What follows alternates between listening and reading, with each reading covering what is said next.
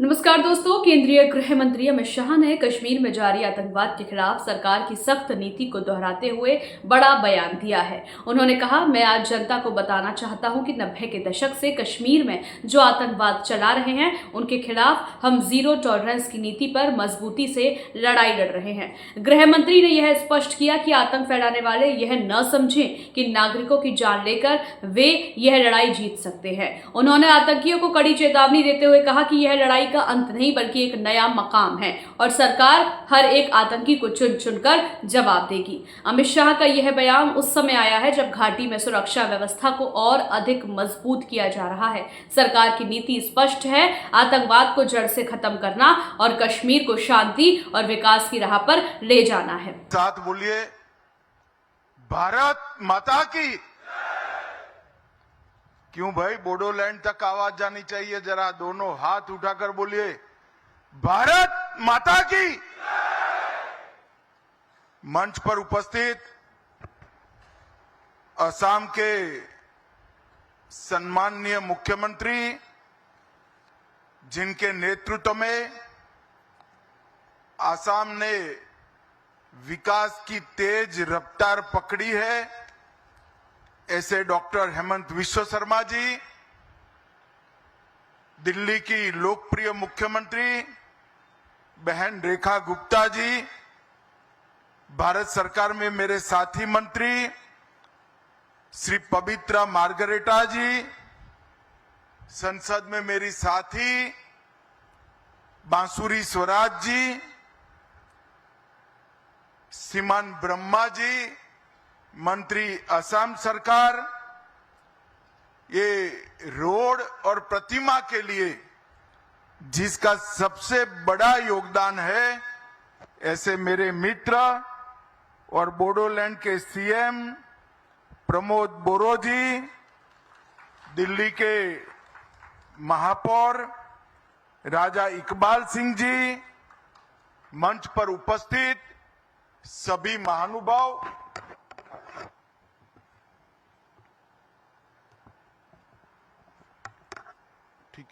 ठीक है भैया, रहने दो। मंच पर उपस्थित सभी महानुभाव, आज के इस सभागार में आए हुए बोडोलैंड और असम से आए हुए मेरे प्यारे सभी भाइयों बहनों को प्रणाम।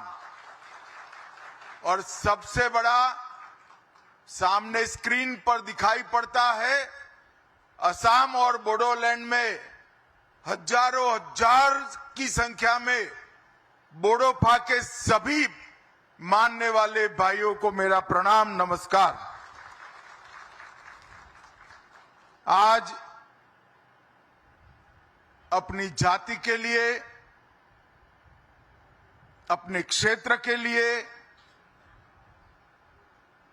सम्मान और अधिकार की लड़ाई पूरा जीवन लड़ने वाले बोडोफा उपेंद्रनाथ ब्रह्मा की 35वीं पुण्यतिथि, और मेरा सौभाग्य है कि उसी दिन दिल्ली के दिल जैसी कैलाश कॉलोनी में, जो दिल्ली का सबसे बड़ा संभ्रांत क्षेत्र है, वहां पर बोडोफा की आदमकद प्रतिमा और एक बहुत बड़े राजमार्ग का नाम बोडोफा के नाम पर देने के लिए मैं आ गया। दिल्ली में लगी ये प्रतिमा सिर्फ बोडोलैंड के लिए महत्वपूर्ण नहीं है, मेरे बोडो भाइयों बहनों के लिए महत्वपूर्ण नहीं है।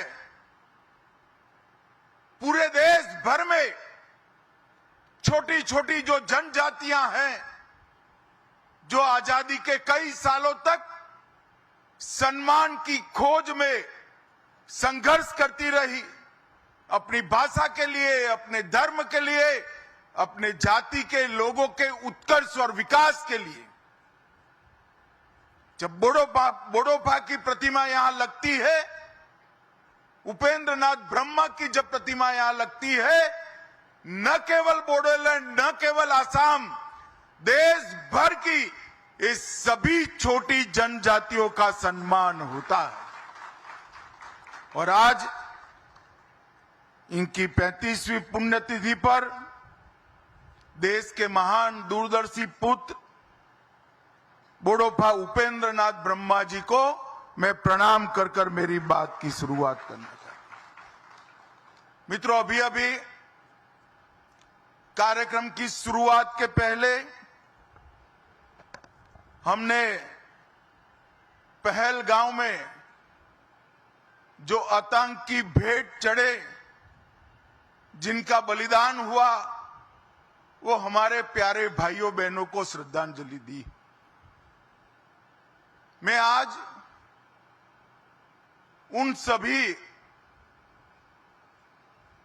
आतंक की भेंट चढ़ने वाले हमारे नागरिकों को, उनके परिवारजनों को कहना चाहता हूं, एक क्षति सिर्फ आपकी क्षति नहीं है, आपके जितना ही दर्द देश के हर नागरिक के दिल में है, हर नागरिक इतना ही दुख का अभिव्यक्ति करना चाहता है।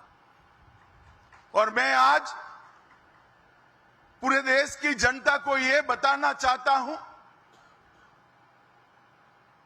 कि 90 के दशक से कश्मीर में जो आतंकवाद चला रहे हैं, उनके खिलाफ हमारे प्रधानमंत्री नरेंद्र मोदी जी का जीरो टॉलरेंस का नीति है। हम मजबूती के साथ अपनी लड़ाई लड़े हैं और आज वो ये न समझ ले कि हमारे 27 नागरिकों का जान लेकर ये लड़ाई जीते हो। मैं सभी आतंक फैलाने वालों को कहना चाहता हूं कि लड़ाई का अंत नहीं है, एक मकाम है। हर व्यक्ति को चुन चुन कर जवाब भी मिलेगा, जवाब भी लिया जाएगा।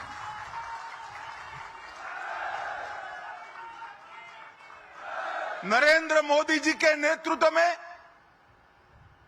चाहे उत्तर पूर्व हो, चाहे वामपंथी उग्रवाद का क्षेत्र हो,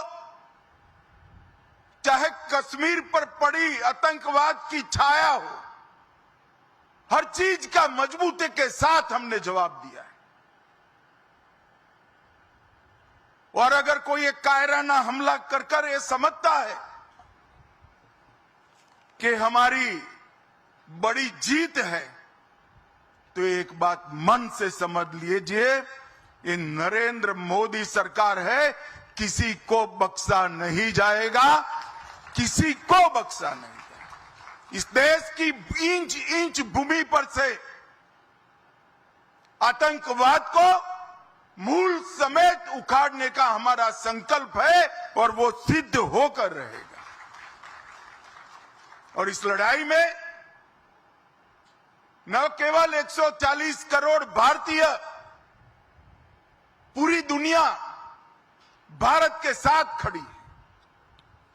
लामबंद होकर सभी दुनिया के देश एक मुश्त होकर आतंकवाद के खिलाफ ये लड़ाई में भारत की जनता के साथ खड़े हैं।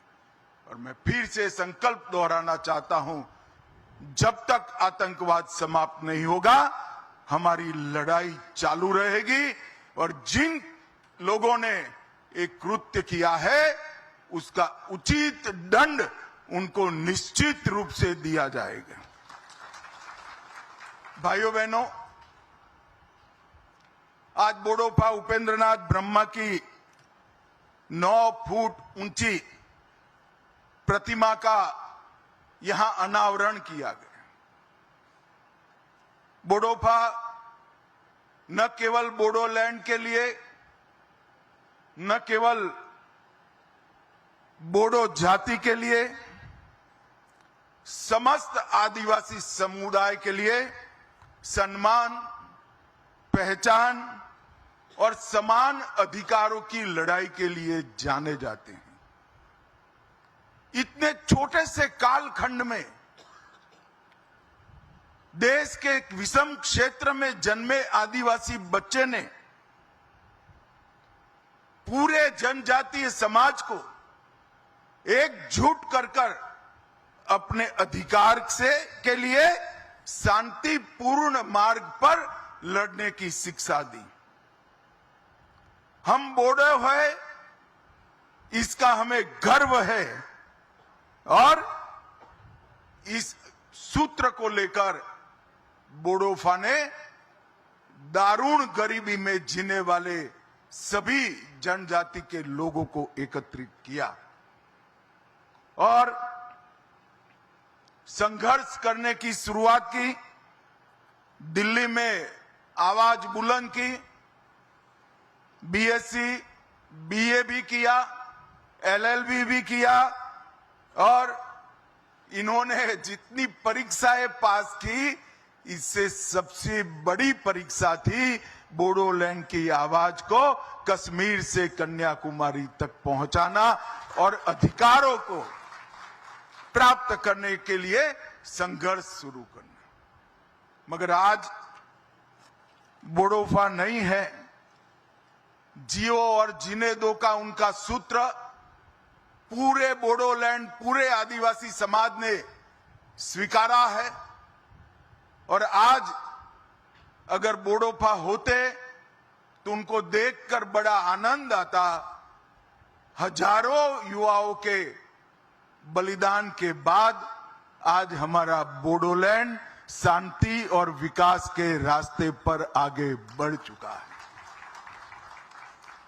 पूरा असम बोडोलैंड के लोगों को स्वीकारता है और बोडोलैंड असम को स्वीकारता है। आज बोडोलैंड से बहुत सारे लोग मुझे सुन रहे हैं। मैं सभी को कहना चाहता हूं कि जरा सी भी इंफीरियरिटी कॉम्प्लेक्स आपके अंदर ना लाइएगा। इस देश पर आपका इतना ही अधिकार है जितना मेरा है।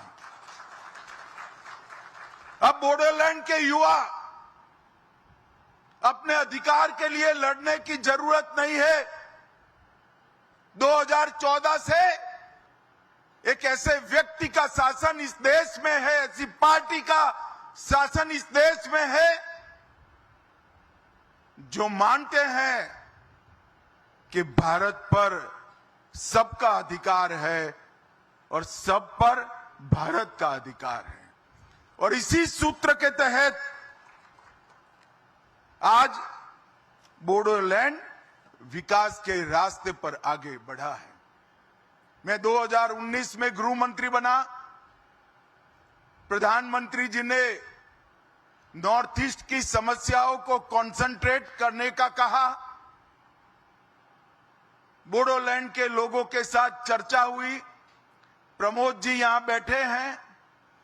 9 महीने की विशद चर्चा के बाद 2020 में बोडो एग्रीमेंट हुआ और सभी लोग हथियार डालकर आज मेन स्ट्रीम में शामिल हो चुके हैं। मगर देश भर के जनजाति समाज को मैं कहना चाहता हूं, भारतीय जनता पार्टी की जो सरकार है वो जो समझौते करती है इसका पालन भी करती है। भूतकाल में कई ऐसे समझौते हुए जिसका पालन भी आज हम कर रहे हैं। उन्होंने नहीं किया अपने समय में, मगर मैं बोडो वासियों को बताना चाहता हूं, बोडोलैंड वासियों को बताना चाहता हूं कि आपसे जो समझौता हुआ उसके 96% मुद्दे हमने क्लियर कर दिए हैं। और हेमंत जी यहां बैठे हैं। हेमंत जी आज निर्णय कर जाइए कि असम में चुनाव के पहले 100% मुद्दों को हम क्लियर कर देंगे। ये नरेंद्र मोदी सरकार का, ये भारतीय जनता पार्टी की सरकार का एक बहुत बड़ा भेंट है असम के लोगों को, नॉर्थ ईस्ट के लोगों को। हमने 20 से ज्यादा समझौते किए हैं नॉर्थ ईस्ट में हमारे कॉल पर 10,000 से ज्यादा लोग हथियार छोड़कर मेन स्ट्रीम में आए हैं और ये 20 से ज्यादा समझौतों की एवरेज निकाले तो 78% बातों की पूर्ति ये 3-4 साल में भारतीय जनता पार्टी की मोदी सरकार ने कर दी। यही बताता है कि हम जो कहते हैं वो करते हैं और आज पूरा असम शांति के रास्ते पर आगे बढ़ चुका है। और मैं बोडोलैंड की एक विराट रैली में, लाखों लोग थे, बहुत बड़ी रैली हुई थी, वो रैली में कहकर आया था कि हम मई एंड के पहले बोडोपा की प्रतिमा भी लगाएंगे और उनके नाम पर रास्ते का नामाभिधान भी करेंगे।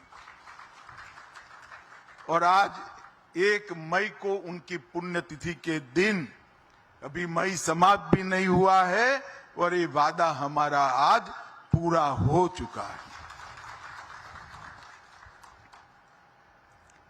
जिस दिल्ली के बोट क्लब पर बोडोपा ने बहुत बड़ी रैली कर बोडोलैंड के मुद्दों से पूरे देश को झकझोरने का काम किया था, 1987 की ऐतिहासिक जज फील्ड रैली और जिला स्तरीय सामूहिक रैलियों के माध्यम से जो जागृति लाई, आज वो उसका उद्देश्य पार कर चुकी है। बोडोपा के विचार, उनके लक्ष्यों की प्राप्ति के लिए अब बोडो युवाओं को संघर्ष करने की जरूरत नहीं है, मगर फिर भी आज मैं बोडोलैंड के युवाओं का आह्वान करना चाहता हूं कि आप सब जियो और जीने दो के सूत्र को, बाथो धर्म की, ब्रह्म धर्म की मूल कल्पना को आगे बढ़ाइए और आसाम के विकास के लिए अपना योगदान दीजिए। आज आसाम पूरे देश भर में औद्योगिक निवेश के लिए एक प्रकार से आकर्षक केंद्र बना है। जिस आसाम से स्वास्थ्य लाभ के लिए, हेल्थ की सेवाओं के लिए दिल्ली, मुंबई, चेन्नई, कलकत्ता जाना पड़ता था, आज बंगाल के लोग हेल्थ की सुविधाओं के लिए आसाम आ रहे हैं। आसाम में इतना विकास हुआ है, ढेर सारी इंडस्ट्रीज आसाम के अंदर विकसित हो रही और ये विकास का संदेश न केवल आसाम, पूरे नॉर्थ ईस्ट के अंदर जा रहा है। आज मैं नॉर्थ ईस्ट के लोगों को भी कहना चाहता हूं, हमारे नॉर्थ ईस्ट में 220 से अधिक जातीय समूह हैं, 160 से ज्यादा जनजातियां हैं, 200 से ज्यादा भाषाएं और बोलियां हैं, 50 से ज्यादा यूनिक त्योहार है, 30 से ज्यादा पारंपरिक नृत्य की शैलियां हैं और 100 से ज्यादा स्वादिष्ट व्यंजन भी वहां बने हैं और 70 से ज्यादा हैंडीक्राफ्ट भी है। और आसाम और नॉर्थ ईस्ट का साहित्य जिनको परिचय है, वो सभी लोग मानते हैं कि नॉर्थ ईस्ट की संस्कृति, आसाम की संस्कृति सिर्फ नॉर्थ ईस्ट और आसाम के लिए महत्वपूर्ण नहीं है, भारत की संस्कृति का सबसे अनमोल गहना हमारी नॉर्थ ईस्ट की ट्राइबल संस्कृति है। और इसको आज बाथो बोराई के आशीर्वाद से देश भर में हम प्रसारित और प्रचारित करने का काम कर रहे हैं। 2020 के बोडो समझौते के बाद 21 में कार्बी समझौता हुआ, 22 में आदिवासी समूहों का समझौता हुआ, 22 में मेघालय असम अंतर्राज्यीय सीमा समझौता हुआ, 23 में असम अरुणाचल समझौता हुआ, 23 में असम डीएनएलए समझौता हुआ और 23 में उल्फा समझौता हुआ। 10,600 से ज्यादा युवा हथियार डालकर आज कोई पंचायत का सदस्य बना है, कोई सरपंच बना है, कोई जिला पंचायत का सदस्य बना है, कोई अपने ट्राइबल समिति का सीएम बना है। ये सारे लोग आज मेन स्ट्रीम में आए हैं और मैं मानता हूं कि 10,500 से ज्यादा जो लोग मेन स्ट्रीम में आए हैं वो देश की ताकत बढ़ाता है। मोदी जी ने असम और नॉर्थ ईस्ट के विकास के लिए ढेर सारे काम करे हैं। मोदी जी एकमात्र ऐसे प्रधानमंत्री है जो प्रधानमंत्री बनने के बाद 50 से ज्यादा बार नॉर्थ ईस्ट जाने का रिकॉर्ड अगर किसी ने बनाया है तो हमारे मोदी जी ने। बोडोलैंड जैसे दुर्गम क्षेत्रों में भी मोदी जी 4-4 बार गए। ये बताता है कि छोटी छोटी जनजातियों को मिलकर बना हुआ हमारा नॉर्थ ईस्ट देश का बहुत बड़ा महत्वपूर्ण अंग है। और मैं आज नॉर्थ ईस्ट वालों को कहना चाहता हूं, आपकी संस्कृति भी अनमोल है और आपकी ताकत भी अनमोल है। पूरे नॉर्थ ईस्ट को अगर मिलाकर देखें तो उत्तर प्रदेश से बड़ा भूभाग हमारे नॉर्थ ईस्ट का है और सबसे ज्यादा वन संपदा कोई एक क्षेत्र में है तो नॉर्थ ईस्ट के लिए। नॉर्थ ईस्ट पूरे देश की ताकत बने और पूरे देश की ताकत नॉर्थ ईस्ट के विकास के लिए लगे, ये लक्ष्य लेकर मोदी सरकार चल रही है। आज बोडोफा उपेंद्र नाथ ब्रह्मा जी की पुण्यतिथि पर अपने 35 साल के छोटे से जीवन में जो उन्होंने जनजाति समूहों के लिए, बोडो समूह के लिए किया है, इसको श्रद्धांजलि देने के लिए एक 9 फुट की बड़ी प्रतिमा और एक मार्ग का नाम रखने का जो कार्यक्रम है, इसके लिए मैं बोडोलैंड और आसाम के सभी वासियों को बहुत बहुत बधाई और शुभकामनाएं देना चाहता हूं। और अंत में फिर से एक बार बोडोफा ने कहा था, संगठित होइए, संघर्ष करिए, शांति का मार्ग न छोड़िए और जियो और जीने दो के सूत्र पर चले, उसको हम पकड़ कर रखें। यही अभ्यर्थना। वंदे मातरम। भारत माता की जय।